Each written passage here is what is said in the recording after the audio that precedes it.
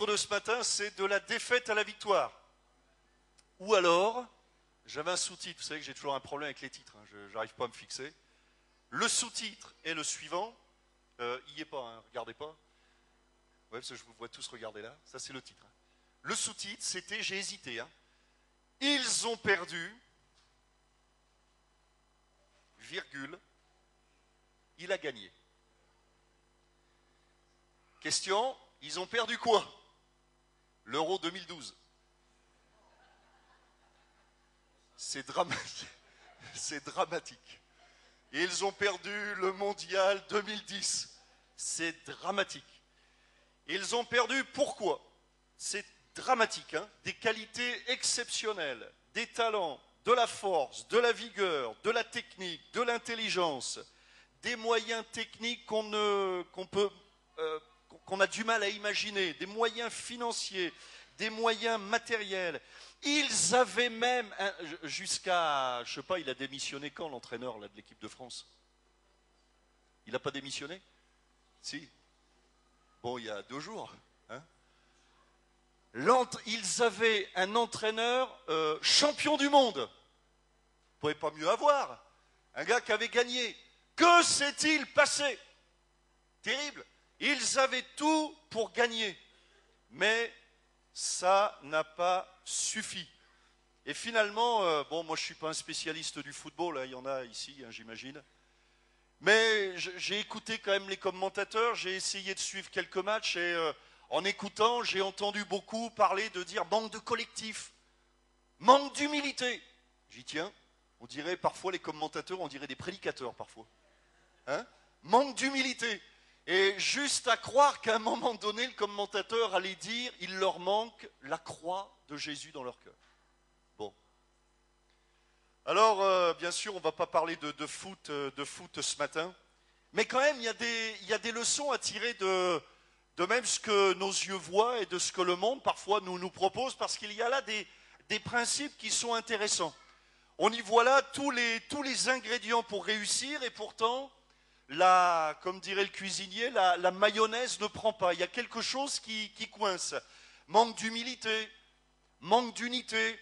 Et on s'aperçoit, et pourtant, quand on regarde, moi j'ai fait un petit peu le trombinoscope de l'équipe de France, c'est quand même des gens, on pourrait dire, ce n'est pas des bons joueurs, ce n'est pas des très bons joueurs, mais ce sont des gens excellents, même exceptionnels, qui sont quand même arrivés à un certain niveau. Donc, tout était là, tout est là, mais il a manqué. Il a manqué quelque chose et il y a eu des choses de trop. Trop de mise en valeur individuelle et pas assez de collectivité. Et puis j'ai écouté les commentateurs qui parlaient de l'équipe d'Espagne. Et là, on nous a parlé, et là encore une fois, hein, je mesure mes propos parce que je suis loin d'être un spécialiste dans ce domaine. Moi, tout ce que j'ai compris, c'est qu'il fallait que le ballon aille dans la cage de but de l'équipe adverse, si possible. Voilà. Parce que parfois, bon. Mais bon, ça, quand même, c'est à peu près ça. Et alors, là, c'est pareil, c'est la même chose quand on regarde le trombinoscope. Des gens exceptionnels, des noms connus, des gens qui, finalement, le même âge, les mêmes capacités, la même vigueur, la même force, un entraîneur reconnu, bon, etc. Mais qu'est-ce qu'ils ont eu de plus? Du collectif, de l'humilité, moins d'actions individuelles, mais des actions collectives. Et finalement, je m'aperçois que dans l'Église, parfois, c'est un petit peu la même chose. Dieu nous a tous donné des talents extraordinaires. Tous. Dieu nous appelle tous à œuvrer pour lui d'une manière exceptionnelle. L'enfant de Dieu, ce n'est pas quelqu'un de moyen, de bon, c'est quelqu'un d'excellent, parce que Jésus est exceptionnel. Parce que nous portons en nous la vie de Jésus, parce qu'il y a en nous la vie du Saint-Esprit, parce qu'il y a en nous des promesses, des rêves, il y a en nous un dessein, des projets que Dieu a mis dans nos cœurs qui ne sont pas des choses communes. Le Dieu des miracles, c'est celui qui opère encore des miracles au milieu de nous, oui ou non? Et nous prions pourquoi? Ouais, alors là, c'est sûr que ça ne va pas le faire. Hein. On prie pourquoi? Ben pour avoir des miracles, oui ou non? Pour voir des miracles, que des choses changent. Et donc l'enfant de Dieu, et imaginez l'Église. Mais l'Église doit exploser, enfin quand je dis exploser dans le bon sens, hein, faire des flammes quoi. L'enfant de Dieu est appelé à être un homme de feu, femme de Dieu, femme de feu. Et alors tout est là aussi. Dieu nous a tout donné. Jésus à la croix du Calvaire nous a dit tout est accompli. Et comme si ça ne suffisait pas, dans les Actes des Apôtres, Jésus nous dit, vous allez recevoir une puissance, le Saint-Esprit survenant sur vous, et vous serez mes témoins à Jérusalem, dans la Judée, et jusqu'aux extrémités de la terre. Il n'y a même pas de limite dans le plan de Dieu. Si encore Jésus nous avait donné des limites, un cadre, bon ok, je vous ai donné une certaine autorité, une certaine limite, vous serez mes témoins, mais dans votre entourage, vous serez mes témoins, mais dans tel... C'est pas ce que nous dit la parole de Dieu. La parole de Dieu nous dit premièrement que nous recevrons une puissance, le Saint-Esprit, oui ou non? Acte 2, relisez, une puissance. La Bible ne parle pas simplement comment dirais-je, d'une bénédiction, mais d'une puissance, d'une autorité. Jésus nous confie son autorité.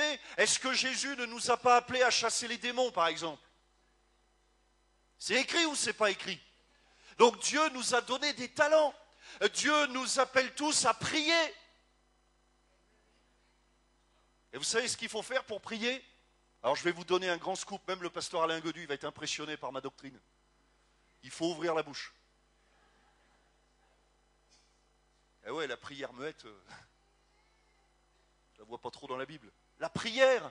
Et Dieu nous donne cette capacité de faire bouger les murs de l'impossible par la prière. Tout est là. Tout est là. Jésus a dit, tout est accompli. Jésus nous a dit, vous recevrez le Saint-Esprit. Jésus nous a dit, plutôt la parole de Dieu dans les Corinthiens, aspirez aux dons spirituels. Donc Dieu nous donne tout ce qu'il faut pour réussir, des talents, des dons, des capacités. Nous n'oublions pas que Dieu nous donne aussi, et regardons, réfléchissons un petit peu à qui nous sommes. Réfléchissons à nos tempéraments, à nos caractères, réfléchissons à nos capacités, je ne parle même pas de capacités spirituelles, mais nos capacités naturelles. Vous ne trouvez pas que quelque part, Dieu fait bien les choses? Enfin, c'est même pas quelque part, là je crois que c'est de trop le quelque part. Dieu fait bien les choses, oui ou non? Dieu nous donne des capacités naturelles. Et comme si ça ne suffisait pas, Dieu nous donne des capacités surnaturelles. Le domaine de la prière, le domaine de l'intercession, le domaine de la louange, le domaine du témoignage. Tout est là pour réussir. Et Dieu nous donne en plus, donc j'en ai parlé, la prière comme arme. Et en plus, comme si ça ne suffisait pas, la Bible comme GPS. C'est ça, hein? On ne sait plus trop où on va, alors on ouvre la Bible. Je reconnais que nous vivons dans un monde qui est secoué de partout et ce n'est pas fini. Ce n'est pas fini. Et on a besoin de revenir, je ne sais pas s'il y en a qui ont des GPS dans la voiture. Et c'est intéressant le GPS, hein, parce que même quand on se trompe, le GPS, lui, patiemment, tranquillement, il n'élève pas la voix. Moi j'avais peur, vous savez, on a le choix voix d'homme ou voix de femme. Alors j'ai dit, je ne sais pas lequel des deux va se fâcher le premier.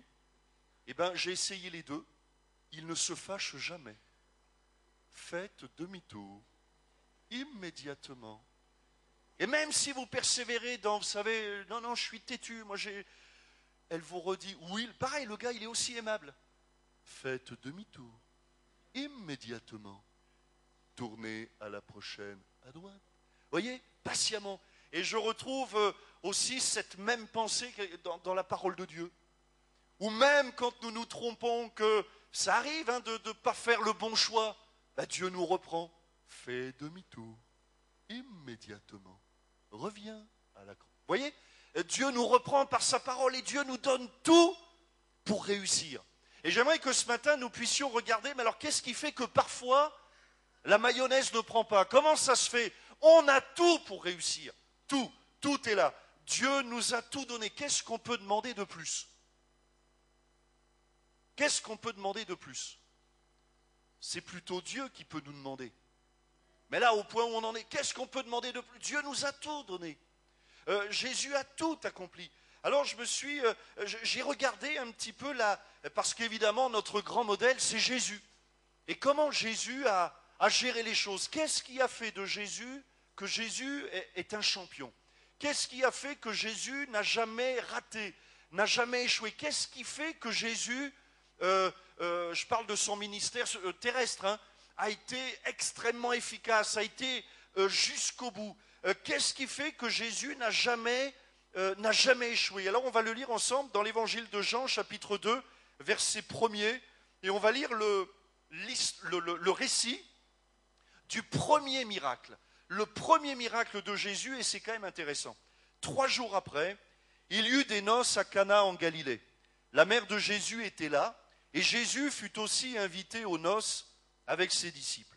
Le vin ayant manqué, la mère de Jésus lui dit, « Ils n'ont plus de vin. » Jésus lui répondit, « Femme, qu'y a-t-il entre moi et toi? Mon heure n'est pas encore venue. » Sa mère dit au serviteur, « Faites ce qu'il vous dira. » Or, il y avait là 6 vases de pierre, destinés aux purifications des Juifs et contenant chacun 2 ou 3 mesures. Jésus leur dit, « Remplissez d'eau ces vases. » Et ils les remplirent jusqu'au bord. « Puisez maintenant, leur dit-il, et portez-en à l'ordonnateur du repas. » Et ils en portèrent. Quand l'ordonnateur du repas eut goûté l'eau changée en vin, ne sachant d'où venait ce vin, tandis que les serviteurs qui avaient puisé l'eau le savaient bien, il appela l'époux et lui dit, « Tout homme sert d'abord le bon vin, puis le moins bon, après qu'on s'est enivré. Toi, tu as gardé le bon vin jusqu'à présent. » Et regardez le verset 11. « Tel fut à Cana, en Galilée, le premier des miracles que fit Jésus. Il manifesta sa gloire et ses disciples crurent en lui. Amen. » Si, et heureusement Dieu ne l'a pas fait, mais si j'avais été conseiller en communication auprès de Jésus, imaginez, ou chacun d'entre nous, là, imaginez, hein, et puis que Jésus nous demande, bon voilà, va falloir que je fasse un miracle. Hein, pour commencer, il va bien falloir que je démarre, hein, que je fasse un miracle, quoi. Bon, moi si j'avais été conseiller en communication, j'aurais dit à Jésus, pour marquer le coup, là, moi je serais toi, je ressusciterais un mort. Là, du coup, ça calme. Hein, et puis après, je te mets dans les journaux, on trouve un nom, Ressuscitor, le retour.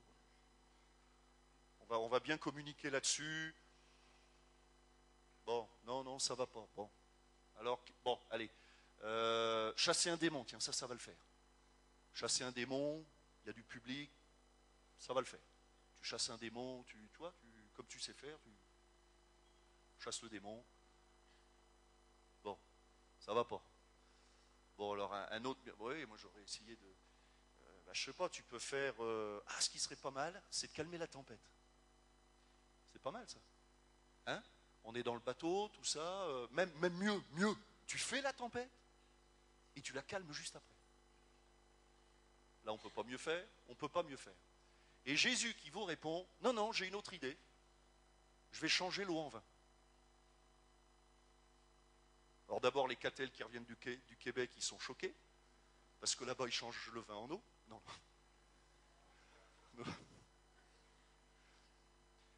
L'eau en vin. Mais quel est le rapport? C'est pas spirituel.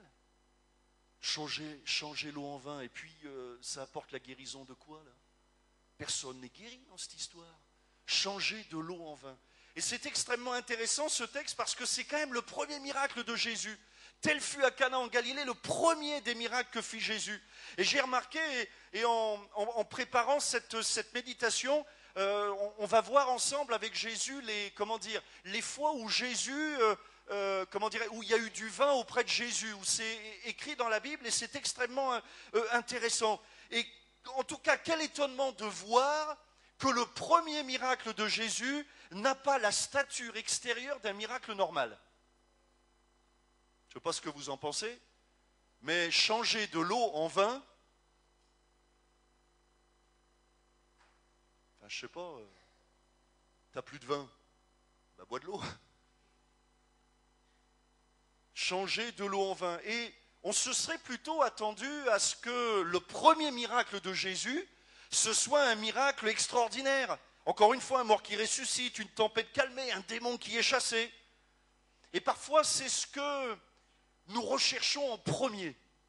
C'est la manifestation extérieure. Mais je remarque que le premier miracle de Jésus se manifeste à l'intérieur. Il entre dans un mariage. Et le mariage nous parle de couple. Le mariage nous parle de famille. Le mariage nous parle de vie intérieure. Et puis le vin aussi nous parle de vie intérieure. Combien de fois dans la vie, je le disais en plaisantant tout à l'heure, mais là, pour le coup, sans plaisanter, nous transformons le vin en eau. Combien de fois dans la vie, parfois la vie devient comme insipide, comme parfois même, et quand le vin est transformé en eau, encore, mais quand le vin se transforme en vinaigre, quand la vie devient piquante, pénible, acide, difficile, la vie devient agressive. Et c'est là que Jésus veut intervenir. Le vin, c'est l'image de la joie. Le vin, c'est l'image d'une vie avec du relief. Et voilà ce que Jésus veut opérer comme premier miracle dans la vie d'un être humain, c'est de nous faire passer. Souvent, moi, quand j'ai l'occasion de donner mon témoignage, je dis que je suis passé, quand Jésus a interpellé mon cœur, du noir et blanc à la couleur. On peut vivre sans Dieu, mais c'est tellement mieux avec. On peut vivre en buvant que de l'eau, comme outre-Atlantique.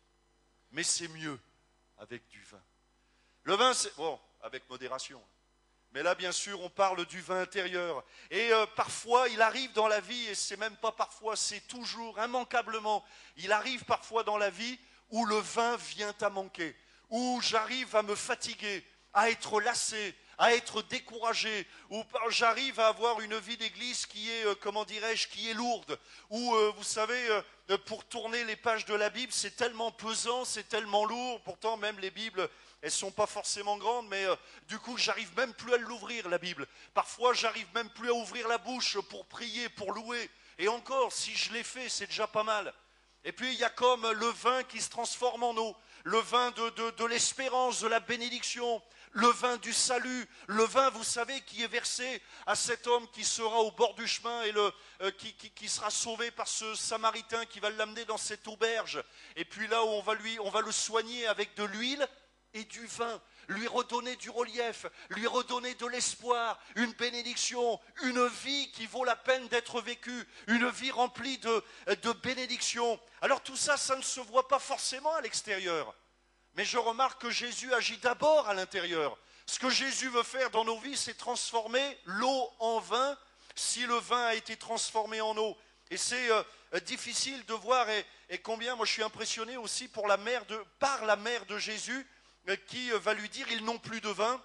Vous avez vu la réponse de Jésus, femme, qu'y a-t-il entre moi et toi? Mon heure n'est pas encore venue. Et sa mère dit au serviteur, faites ce qu'il vous dira. Elle connaît tellement bien son fils, elle connaît tellement bien Jésus, qu'elle sait qu'il ne pourra pas ne pas agir, mais qu'il va agir. Elle ne sait pas comment, elle ne sait pas ce qu'il va faire, mais lui, il va agir dans le cœur. C'est intéressant aussi de voir, et souvent ce texte, il est utilisé dans les cérémonies de mariage. On utilise souvent, hein, pas toujours bien sûr, mais souvent ce texte est utilisé pour dire que parfois dans le couple, et il y a ici des couples, et entre la vie de couple, eh bien, n'est pas toujours facile. Hein. On dit souvent l'amour rend aveugle et le mariage rend la vue. Bon, c'est pas facile la vie de couple, c'est pas toujours facile tous les jours, et il faut reconnaître que ça part toujours avec les meilleurs sentiments du monde. Même maintenant, aujourd'hui, dans les mariages, on entend maintenant ce qu'on appelle des vœux. Des vœux. Alors les cérémonies de mariage, maintenant, ça va devenir des concours de poésie, vous voyez. On fait des vœux, et on dit des choses, mais parfois je me demande si le marié, il réfléchit bien à ce qu'il est en train de dire pour refaire ce qu'il va faire à sa femme un an plus tard. Vous voyez, parce que le vin s'est transformé en eau, parce qu'il y a eu comme peut-être quelque chose qui s'est lassé, qui s'est fatigué, qui s'est peut-être cassé, parce que la vie est difficile, oui ou non? La vie est difficile. Et on sait bien, les couples mariés, que les coups que la vie nous donne, eh bien aussi, sont à chaque fois des coups de butoir pour briser, enfin pour, peut-être pas briser, mais en tout cas, fragiliser les couples, oui ou non?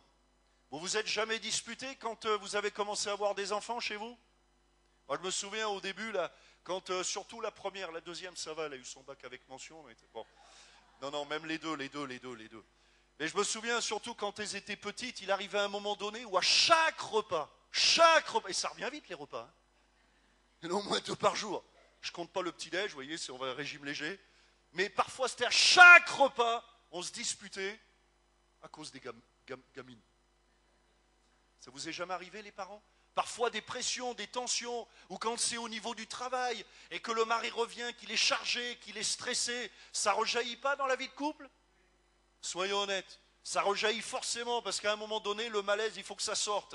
Et la première personne qu'on rencontre à la maison, c'est sa femme. Bon. Mais ça arrive, ça arrive. Et parfois, alors le vin se transforme en eau, si ce n'est en vinaigre. Et Jésus vient, et c'est intéressant de voir le premier miracle. C'est comme si Jésus voulait marquer en disant c'est là, c'est dans le cœur que les choses doivent se faire. C'est à la base, c'est le premier miracle le plus important. On pourrait dire c'est le miracle fondateur. La fondation, c'est dans ton cœur. Veille à ce qu'il y ait toujours du vin dans ton cœur. De cette espérance, de cette joie du salut. La joie, c'est notre force, oui ou non? C'est ce que nous dit la parole de Dieu, la joie du salut. Et parfois même dans la vie chrétienne, alors ça se transforme en eau. Et puis on oublie qu'on est sauvé. En tout cas, non, c'est pas qu'on oublie qu'on est sauvé, mais on en oublie la valeur de ce salut. On oublie le caractère exceptionnel de cette position qu'on a en tant qu'enfant de Dieu. Nous sommes sauvés. Nous sommes sauvés. C'est-à-dire que même la terre peut s'écrouler, ben nous sommes sauvés. C'est-à-dire que quoi qu'il arrive, mon nom, il restera gravé dans le livre de vie. Et je passerai, quoi qu'il arrive, l'éternité dans le ciel. Voilà ce que c'est que le salut. Et parfois, nous l'oublions. La Bible nous dit même, parle de négligence. Tu oublies, tu négliges un si grand salut. Tu le négliges. Comme si on le négligeait. Ça veut dire qu'on ne lui donne plus sa véritable valeur. Et voilà comment tout doucement, alors le vin se transforme en eau ou en vinaigre. L'amertume, les regrets, la colère, la fatigue, la lassitude, le découragement, les blessures, la souffrance. Et voilà que Jésus va intervenir parce qu'il voit, il entend cette situation, mais le vin vient à manquer. On va avoir des problèmes. Le mariage, et avez-vous remarqué que concernant le mariage, il ne nous est rien dit concernant la liste des chants, concernant les invités, concernant le groupe musical, concernant même le repas, on ne sait pas. Après tout, la Bible aurait pu nous dire, bon ben voilà comment ça se passe un mariage. Mais ça c'est tout l'aspect extérieur. Jésus lui est venu pour rentrer dans le cœur. Le vin va venir à manquer. Et c'est ce qui va faire que le mariage alors va devenir fade. Et il va y avoir, et le premier miracle, c'est que normalement, tout homme sert d'abord le bon vin. Et à la place de tout homme, et je pense, sans trahir la pensée de la Bible, mais je crois qu'on aurait pu mettre tout être humain sert d'abord le bon vin. Avec la meilleure volonté du monde, on sert d'abord le bon vin. On essaye avec nos efforts, on essaye, on rame, on sert d'abord le bon vin. Et puis s'il n'y a pas le miracle dans nos vies, s'il n'y a pas le Saint-Esprit qui vient à notre secours, s'il n'y a pas cette vie surnaturelle, abondante qui vient du ciel, alors immanquablement, on servira le moins bon. On servira le moins bon. Parce que c'est comme ça, c'est une loi universelle. Tout ce qui est chaud se refroidit, c'est comme ça. Tout ce qui court, à un moment donné, ça ralentit. Sauf dans le royaume de Dieu. Sauf dans le royaume de Dieu. Dans le royaume de Dieu, c'est le contraire de la loi de l'univers. C'est ce qui est froid se réchauffe. Ce qui marche va de plus en plus vite. Et ce qui devrait vieillir rajeunit. C'est pour ça que les personnes âgées, là, vous êtes des gamins et des gamines. Plus vous êtes âgés, plus, vous voyez. C'est comme ça dans le royaume de Dieu. Dieu n'en a pas fini. Dieu n'en a pas... Quand je dis gamin, gamine, dans le bon sens du terme, n'allez pas me faire dire ce que je n'ai pas dit. Il n'y a pas de mépris dans mes propos. Que Dieu m'en garde. Mais voyez-vous, Jésus est venu pour transformer l'eau en vin. Ça, c'est le premier miracle. Dieu veut agir dans nos vies. Et peut-être qu'au milieu de nous, certains réalisent, et je bénis Dieu pour les dons spirituels, parce que là aussi, je remarque, nous voyons l'apparence, et comprenez bien, on loue le Seigneur et c'est bon. Mais Dieu voit ce qu'il y a dans nos cœurs. Et je remarque que Dieu lui veut régler ce qu'il y a au fond. Que Dieu veut mettre du vin là où il n'y en a plus. À la place de l'eau, Dieu veut mettre du vin. À la place du désespoir, Dieu veut mettre ses promesses. Dieu veut amener, on a entendu parler de culpabilité. La culpabilité, c'est pire que du vinaigre. La culpabilité, c'est terrible parce que ça détruit.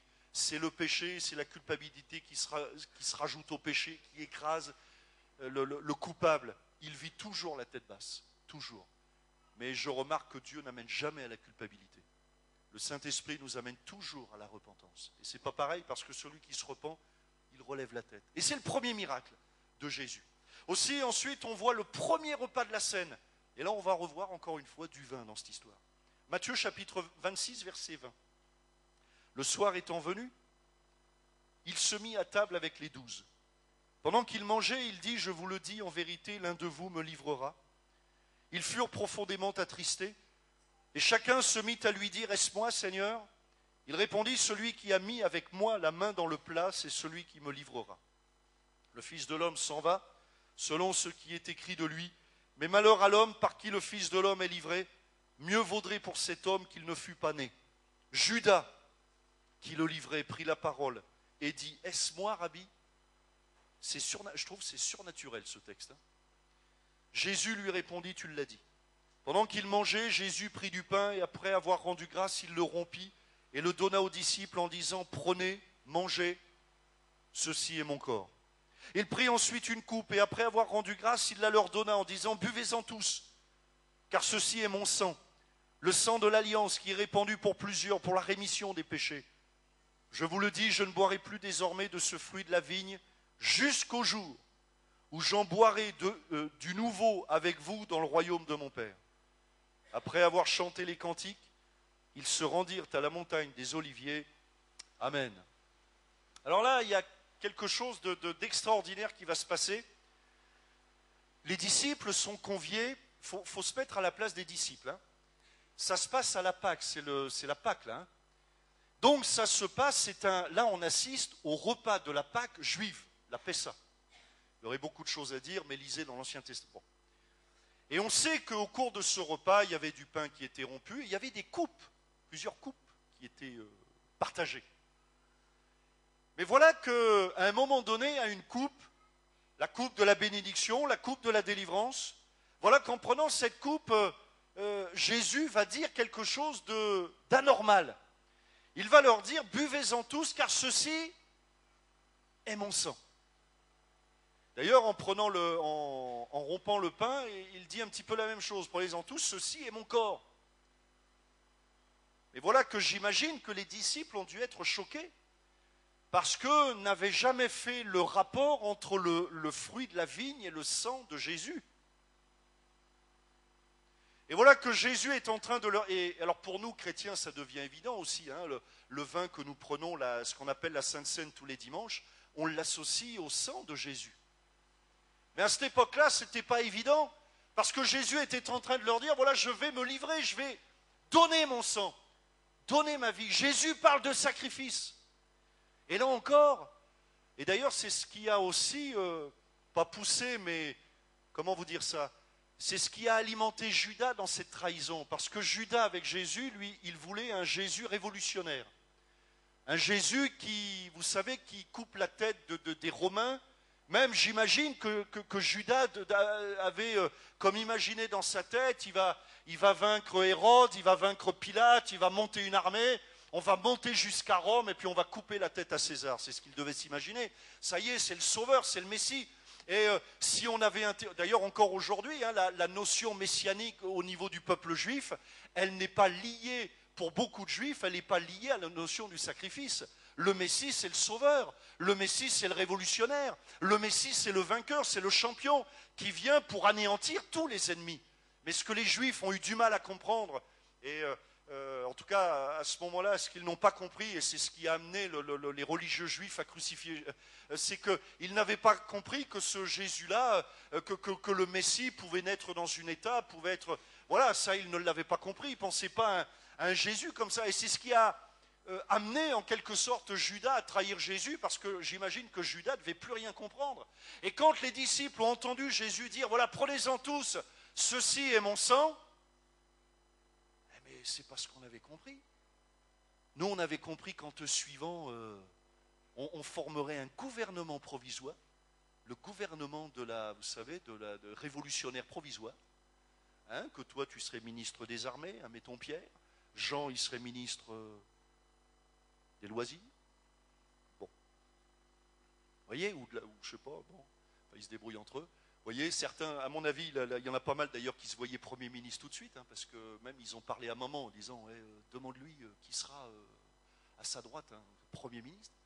Vous voyez, mais quand Jésus leur a dit, non, c'est je vais me sacrifier, c'est la deuxième fois où Jésus apparaît, et c'est la fois où le vin est associé à la Sainte Seine, au sacrifice. Et finalement, là, dans ce repas, Jésus nous amène à réaliser la puissance de la croix. Et tout à l'heure, j'en parlais à propos de ces équipes qui perdent, il leur manque parfois l'esprit de la croix. Et parfois, dans le cœur de l'enfant de Dieu, c'est l'esprit de la croix aussi qui manque.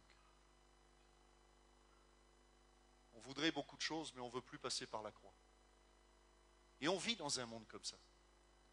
On vit dans un monde où on veut du miracle, mais on ne veut pas du Dieu des miracles. On veut être exaucé, mais on ne veut même plus prendre la peine de prier pour être exaucé. On veut, je me souviens quand, à une certaine époque, je ne sais pas si le pasteur Alain Guedu s'en souvient, dans tous les rassemblements d'église ou de jeunesse, il y avait toujours un carrefour, quelle est la volonté de Dieu, tu te souviens de ça, hein, ça marchait ça, hein. Connaître la volonté de Dieu. Moi le premier j'y allais, surtout qu'à l'époque j'étais pas fiancé, tout ça. Alors. Et ouais, des fois que dans le carrefour, il me donne le nom, le prénom, l'adresse. Et oui. Et j'étais le premier, quelque part, à me fourvoyer parce que j'allais dans ce carrefour, vous voyez, en disant, mais je veux une réponse tout de suite, moi je veux connaître la volonté de Dieu tout de suite, là, maintenant. Et quand le prédicateur, il m'expliquait, ouais, mais mon gars, il faut que tu pries, que tu cherches la face de Dieu, que tu aies une vie d'église, que tu sois engagé. Ah ben, j'avais pas compris ça, moi, dans le carrefour, moi. Moi, je pensais qu'on arrivait avec nos petits papiers, puis question, voilà, qu'est-ce que je dois faire, à quel boulot je dois répondre, à quelle femme je dois téléphoner pour qu'elle se marie avec moi. Ouais, pour qu'on soit plus rapide, quoi, qu'on gagne du temps, oui. Et c'est ça aussi, avez-vous remarqué? Mais c'est notre tendance naturelle, oui ou non? On voudrait connaître la volonté de Dieu, mais sans chercher. On voudrait que Dieu nous parle. Ben ouais, mais on ne lit plus la Bible. Vous voyez? Et Jésus, là, nous ramène à la croix. Jésus nous ramène au sacrifice. Et c'est l'absence de croix dans la vie. Tout à l'heure, le titre, hein, c'était de la défaite à la victoire, mais j'aurais pu commencer par la victoire à la défaite. Et la victoire à la défaite, c'est quand on enlève la croix.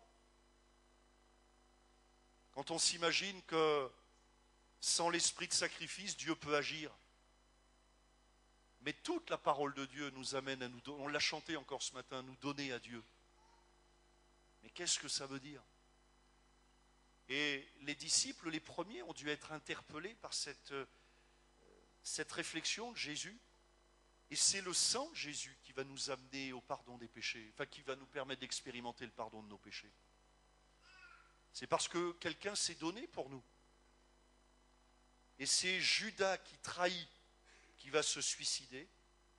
Et c'est Jésus, le trahi, qui ressuscitera. Dans le royaume du diable, c'est celui qui trahit qui gagne. Dans le monde. C'est comme ça. Tu veux réussir dans la vie professionnelle, écrase ton voisin, coupe la tête de ton patron, prends sa place. Hein?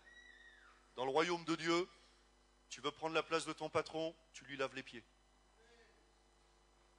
C'est pas pareil. Et dans le royaume de Dieu, on voit le principe du royaume de Dieu s'applique parce que Judas qui va trahir. Imaginez, vous êtes là. Bon, évidemment, nous on connaît la Bible, on sait, ouais, Judas ça a mal se terminer. Mais à ce moment-là, même je suis sûr que les disciples ont dû être perturbés quand même dans cette affaire. Parce qu'ils ont dû se dire, oh là là, mais alors Judas lui trahit, fait tout, et bien il va s'en sortir, ça va être le prince, lui. Mais dans le royaume de Dieu, c'est pas comme ça que ça se passe. Judas, il a comme en quelque sorte extrait la croix vous voyez, il n'a pas voulu de la croix. Il a trahi, trahison, il est devenu le traître, mais dans le royaume de Dieu, le traître, il se suicide. Enfin, en tout cas, ça se termine mal. Et Jésus, qui lui paraît être la victime, il est le trahi. Il est celui qui est livré. Il est celui qui est livré entre les mains des soldats. Il est celui qui est vendu. Jésus. Mais c'est lui qu'on revoit après la crucifixion ressusciter le troisième jour. Le trahi. Voilà qui ressuscite. Voilà le principe du royaume de Dieu. Et voilà ce que Jésus veut aussi nous amener pour la réussite, c'est l'esprit de la croix. L'esprit du sacrifice, de l'abandon. Et puis enfin, je termine avec, alors on a vu le premier miracle de Jésus, le premier repas de la scène, et le troisième point, c'est la dernière heure de Jésus. Vous avez vu, j'ai fait des efforts pour les chapitres. La dernière heure de Jésus. Et là aussi, on revoit du vin. Enfin, du vin aigre. Jean chapitre 19, verset 28. Après cela, Jésus, qui savait que tout était déjà consommé, dit, afin que l'écriture fût accomplie, j'ai soif. Il y avait là un vase plein de vinaigre ou de vin aigre. Les soldats en remplirent une éponge et l'ayant fixée à une branche d'hysope, ils l'approchèrent de sa bouche. Quand Jésus prit le vinaigre, il dit, tout est accompli. Et baissant la tête, il rendit l'esprit. Tout à l'heure, le pasteur Alain parlait de cette coupe et c'est vrai que Jésus a prié. On le voit dans Luc 22, 42, Père, si tu voulais éloigner de moi cette coupe, toutefois que ma volonté ne se fasse pas, mais la tienne. Et là, on arrive au sacrifice ultime. Comment passer de la défaite à la victoire? Et quelle que soit notre situation vis-à-vis de Dieu, le principe est toujours le même. Quiconque, si quelqu'un au milieu de nous n'a pas fait la paix avec Dieu, comment passer passer du royaume des ténèbres au royaume de Dieu? Par la repentance. Et c'est quoi la repentance? Ça veut dire à un moment donné, j'ai voulu conduire ma vie comme je l'ai voulu, mais la repentance, c'est de déclarer j'ai échoué. Et j'ai besoin maintenant, Seigneur, que tu gouvernes ma vie. C'est ça la véritable repentance. Et finalement, celui qui se donne à Dieu, il est le premier à dire, plus ma volonté, mais la tienne. Vous voulez basculer du royaume des ténèbres au royaume de Dieu? Eh bien, commencez par cette prière, plus ma volonté, mais la tienne, Seigneur. Et je vais commencer à la chercher dans la Bible. Et je vais commencer à prier. Et je vais commencer à ouvrir mon cœur. Et Dieu va vous éclairer. Et au jour le jour, Dieu vous éclairera.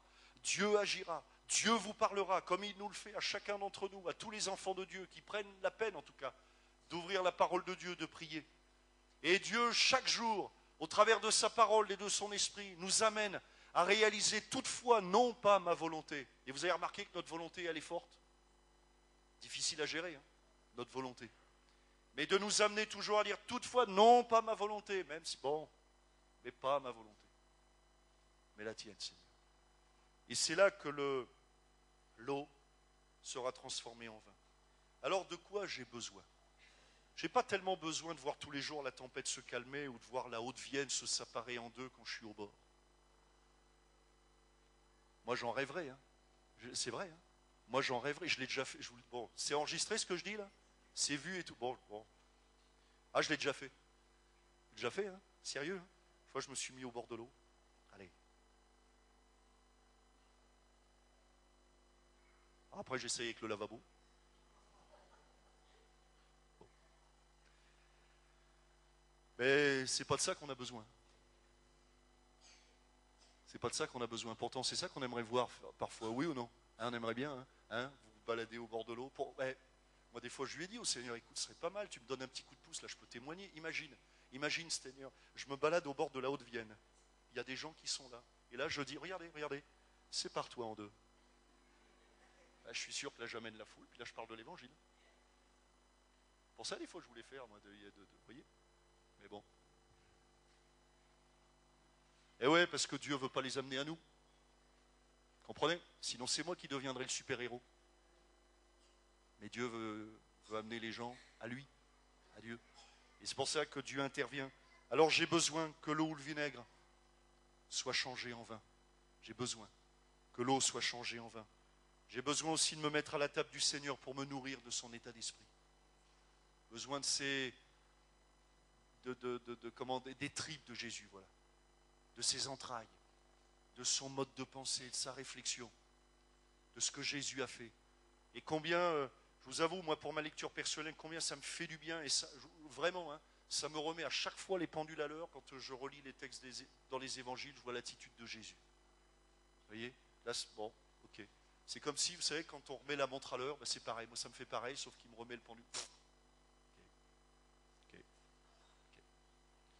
J'ai besoin de chercher, de faire la volonté de Dieu, et non la mienne. On prie quelques instants. Notre bon Père Céleste, nous te rendons grâce.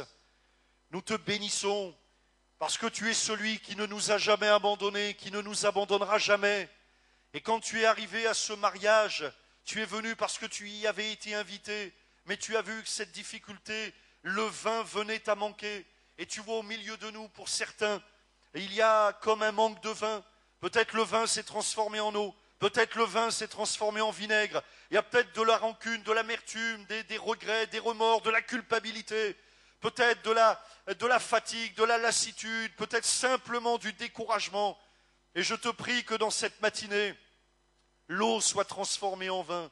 Je te prie, Seigneur, que tu nous permettes de nous mettre à ta table et que nous soyons comme touchés par ton état d'esprit. Je te prie, Seigneur, afin que tu nous aides à réaliser que ce n'est pas notre volonté qui prime, mais c'est ta volonté. Et je te prie pour chacun d'entre nous.